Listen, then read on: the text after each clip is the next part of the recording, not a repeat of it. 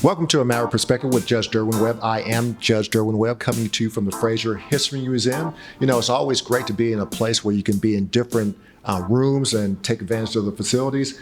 Anytime we're in this room, I always feel like I'm at the night of the museum. You see all the toys that are behind us, and what reminds me of that movie. We're honored and blessed to have a special guest on the show today.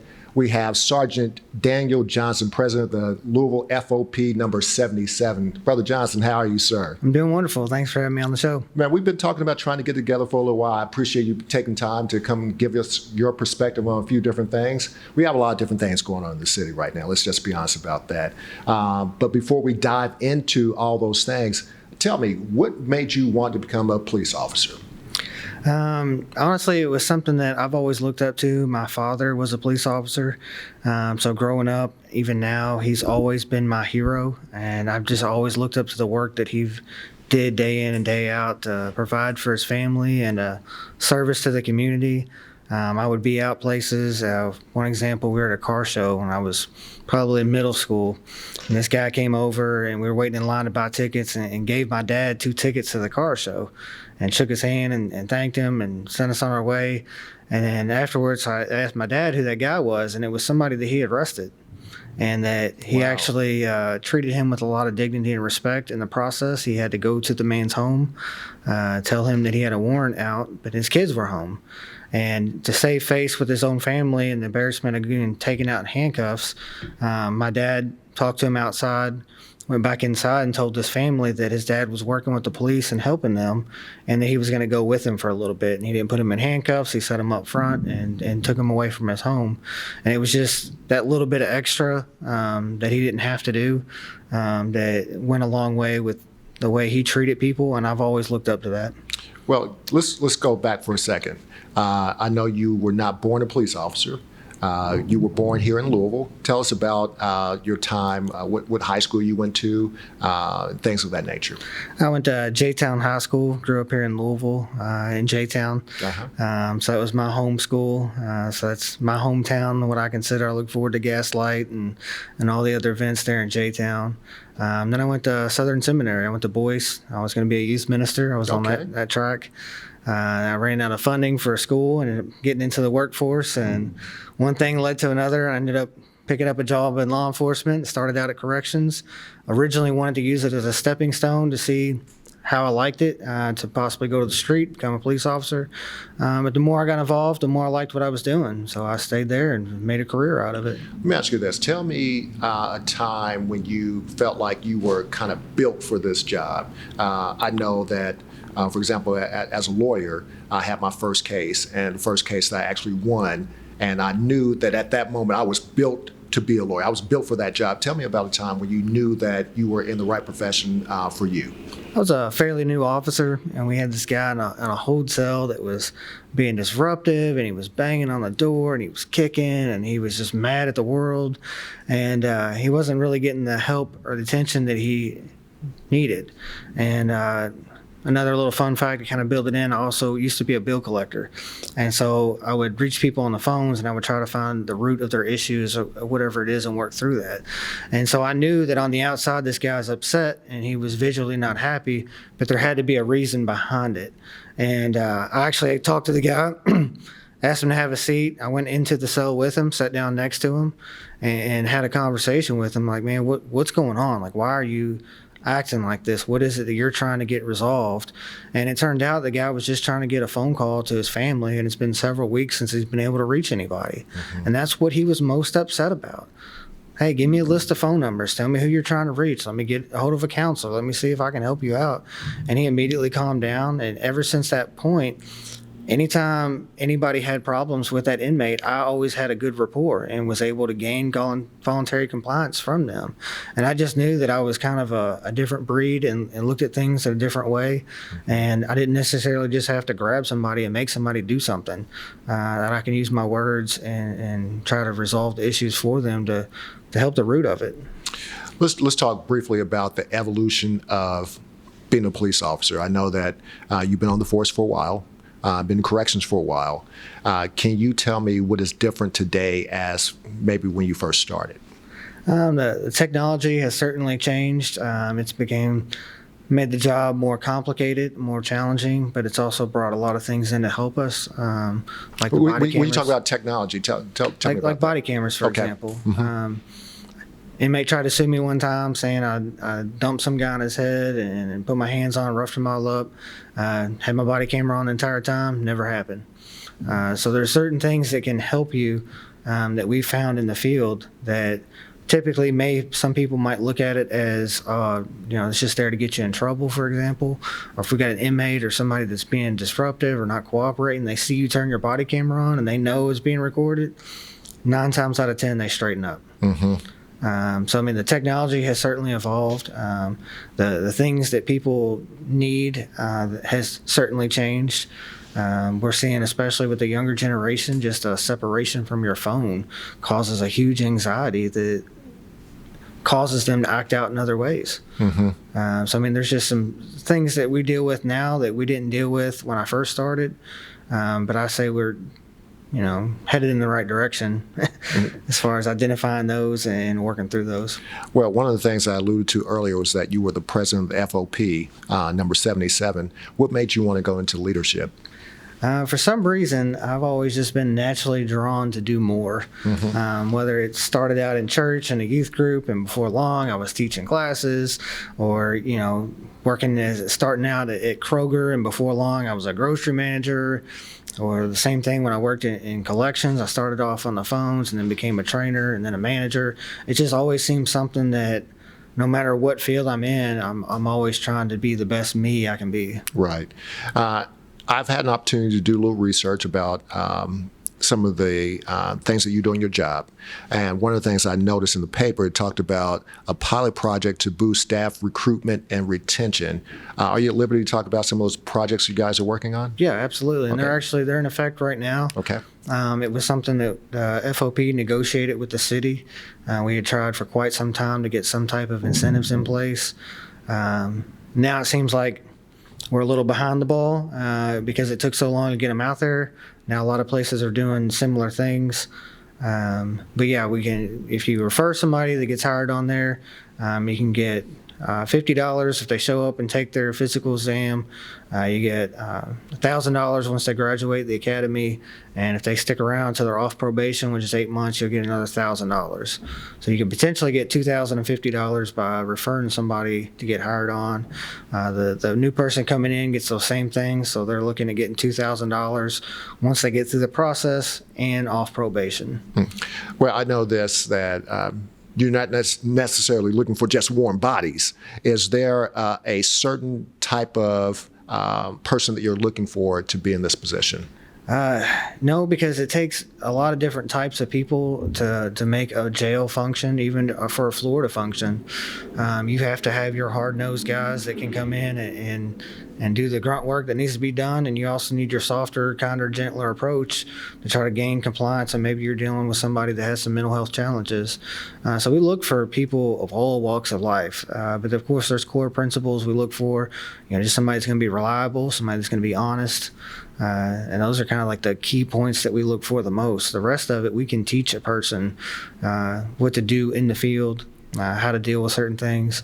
And it takes all types of personalities. We can't all be the same and deal with the population that we deal with and expect good results. Right. If you were president of the United States, you would have something called the State of the Union Address. I know the governor has the State of the Commonwealth. The mayor has the State of the City. You're in corrections right now, and there have been some things in the newspaper recently that causes one to look at what's going on right now. Tell me about the state of corrections in Louisville right now. What are your thoughts? And of course, this is a matter of perspective. What are your perspectives on where you guys are as far as the state of the corrections? Right now, it is a disaster, if I had to put one word with it. I've been there 17 years, and I've seen the ups and downs. I've been where we were getting forced twice a week and coming in on your off days to there was one year I might have only worked 2 or 3 days overtime the entire year. So I've seen it all across the spectrum, and right now it is the worst that I've ever seen it. The staffing shortage is driving everything into the ground. And when I say everything into the ground, to everything from police are in the Sally Port longer waiting with their prisoners because we don't have the staff to process them as quickly as what we were doing. Everything from getting people to court. Sometimes it can be a challenge trying to get people to court when they're supposed to appear. You're moving 300-400 people a day, and now you're doing it with limited resources. When it comes to attorney visits, when it comes to running laundry, inmates, they have undershirts, they have underwear, they have socks. All these items get put into a laundry bag and get sent to laundry, washed. The bag gets returned to them. That's how they get their clean clothes. Sometimes laundry will be closed down for 20 days at a time. And Wow. it's just they don't have this. They're pulling that person out of their job to work a floor security post, and then you're still running 2 people on a post to over 400 inmates. And it's just it's getting to the point now that we can't provide the service that we need to provide. And then you talk about, okay, what about GED? What about other programs that are going on to kind of help people get on the right track? None of that's been going on. So if we can't keep people from, give them the tools they need so they don't get back out and reoffend, like, what are we doing here? It's just like we're hitting our head against the wall. Well, you call for, not necessarily maybe you, but the FOP called for a vote of no confidence for the director. Tell me, what went into that? A lot of different things. Several months were leading up to it, and a few members showed up to a meeting and called for it once. We were able to fight that off because I was working with the director, and I was like, look, give me some time. Let me see what we can come up with. And I told him these things, and several months later, there was still nothing to show for it. And so the members wanted their voice heard. We can't strike. We can't picket. It's against our contract to do anything like that. But what we can do is a vote of no confidence. And it just shows that it's not, I might be the spokesperson because I'm the president, but it's not just Daniel Johnson's personal feelings against the administration. You're talking about, we had over 250 people that came out and voted, and 98% of them said they don't have any confidence in Mr. Clark's leadership abilities. How do things change? It's got to start with the staffing. Right now, what we're asking people to do to come in and work in this environment, to be severely outnumbered the way that we are, and you're working 60, 70, sometimes 80 hours in a week for $17 an hour. And we're going in dorms where we know inmates are COVID positive, but we have to provide them care. We got to change out their linen. We got to give them food. We got to go in there and search them and make sure they're not holding any weapons that they've made in there, which we found 3 in the last week.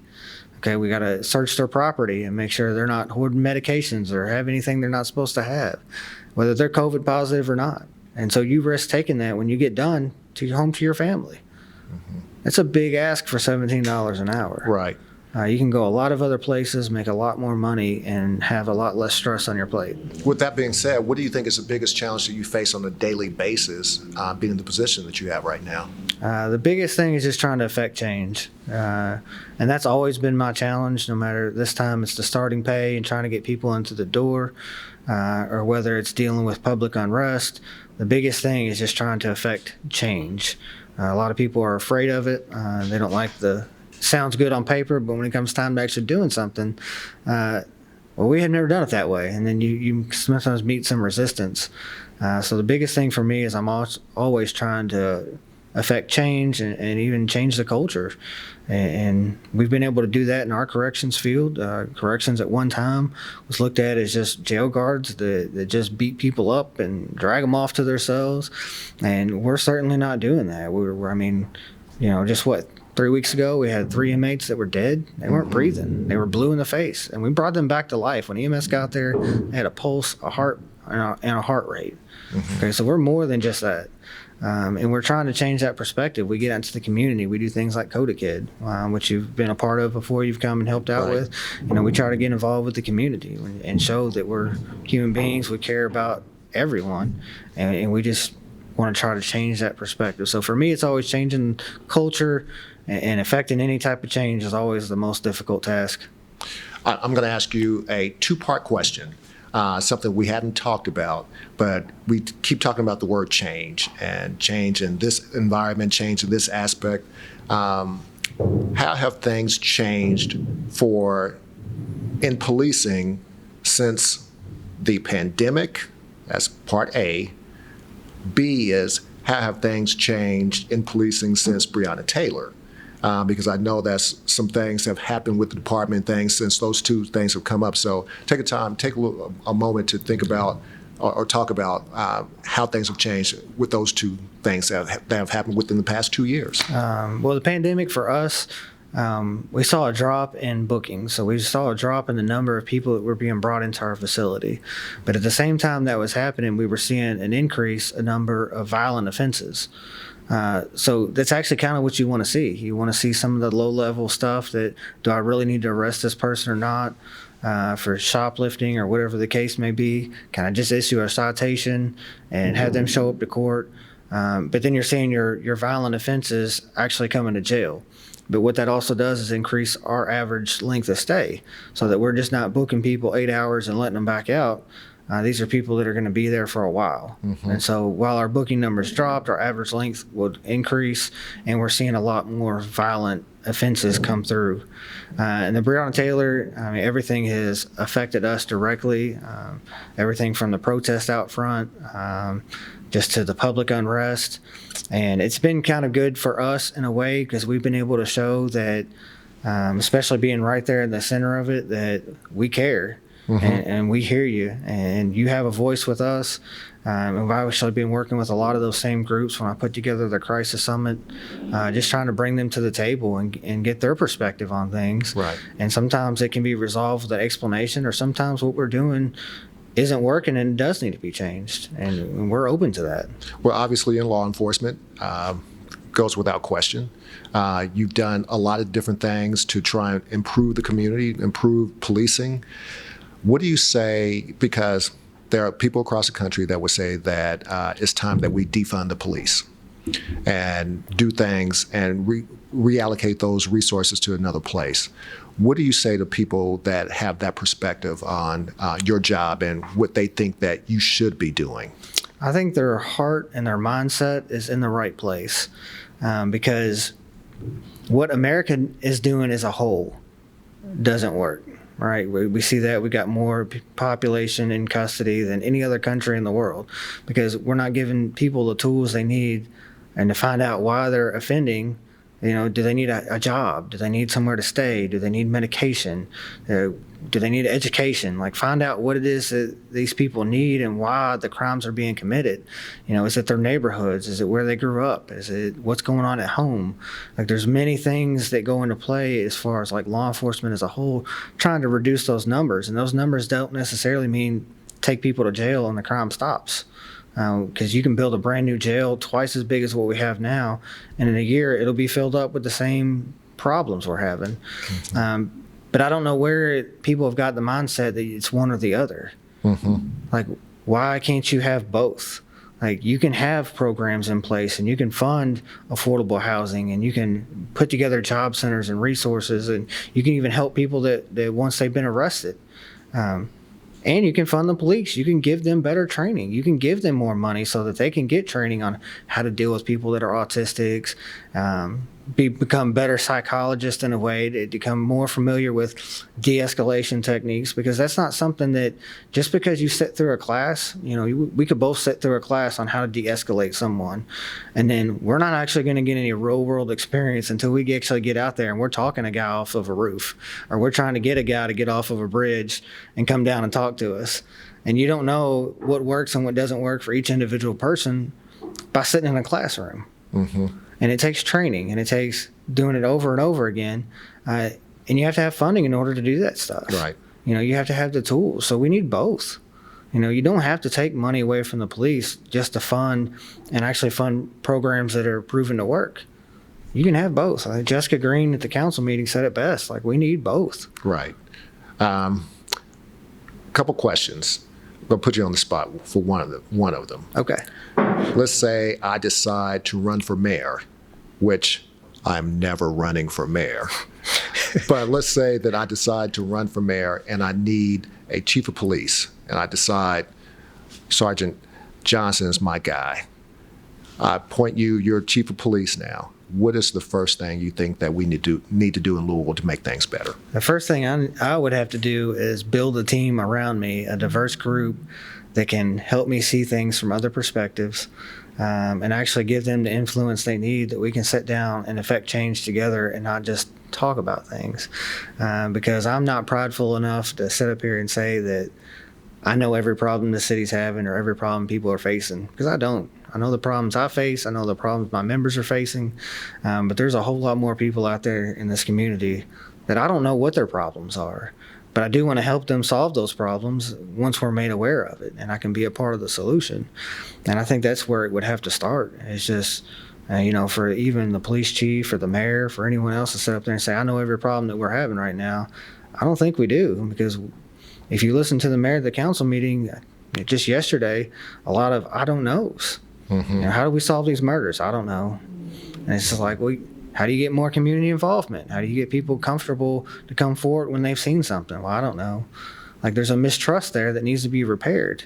And in order to start building that trust back, you've got to bring people in. Right. And not just listen to them, but give them a voice and show them, look, you brought this to me, and here's what I did about it.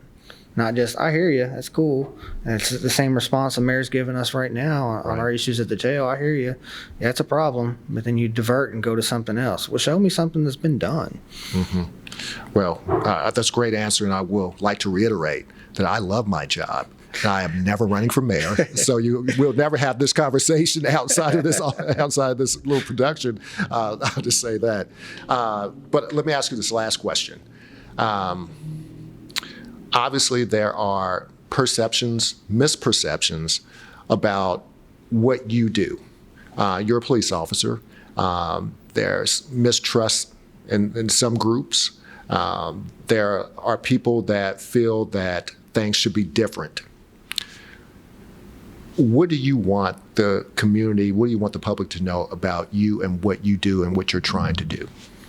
The majority of my members, myself included, do the best job that they can do with the resources that they have available to them. Yes, we've had a couple of bad apples, and when we did, we called them out. And now those bad apples are sitting in prison. We had an officer that punched an inmate that was handcuffed behind his back. You never once heard us support that, condone that, anything. Get rid of that guy, charge him. And that's exactly what happened. And so that's key, is to point out, once you have these people that do infiltrate your system, to deal with those people. Mm-hmm. and show people what you've done about it. And you can go back and check the public record, and you'll see exactly what was done about it. But even in the jail setting currently, we want to be able to provide a better service to the community. And right now, with Metro government being short 700 employees, everybody's suffering. Your waste management services that you're getting is not up to par. Your services that the police are giving you right now is not up to expectations. With corrections, it's not up to expectation. EMS, it's not up to expectation, because everybody is so short-staffed. Well, if we're the 16th largest city in the country, why are we getting subpar service? Mm-hmm. We shouldn't have to. You're dealing with services that are, well below, what you should be receiving in a city this size. Right. And it's just being tolerated right now. And I don't know if it's because the mayor is short-timing it, and he's got, 13, 14 months left, and he's trying to ride those out.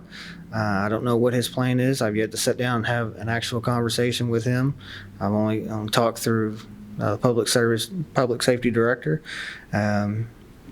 But that's the biggest thing right now, is just we do the very best job with the resources that we have available. We want to provide a better service to the community, to the people that are in our custody at the jail. In order to do that, we need more staffing. In order to get more staffing in here, we got to increase the wages across the board to bring people in and to retain them, because right now people are leaving and they're going to other places. They're going to Floyd County. A much smaller setting. You're talking about 300 inmates compared to the over 1,600 that we have, mm-hmm. for more money, without the forced overtime. Right. Why stick around? Right. It all started when the retirement system changed. We used to have a 20-year retirement, so you would take a less favorable wage. Now, when I started off at $12.28 an hour, 17 years ago. But I knew I would be eligible to retire in 20 years. Mm-hmm. The people coming in through the door don't have that. And so even when you get into the 401A system, you can take it with you. You can get vested. You can take it with you to Ford. You can take it to Floyd County. You can go wherever you want with it. Mm-hmm. And that makes it more challenging because the pay hasn't caught up to the private sector. I lied to you. I do have one last question. All right. You talked about you having 17 years in, so you're getting close to that retirement age. Do you have any regrets about anything? And what would you do differently? No, I don't regret at all coming to corrections. It's definitely it can be a rewarding career. I've met some of my best friends, connections there that money can't buy.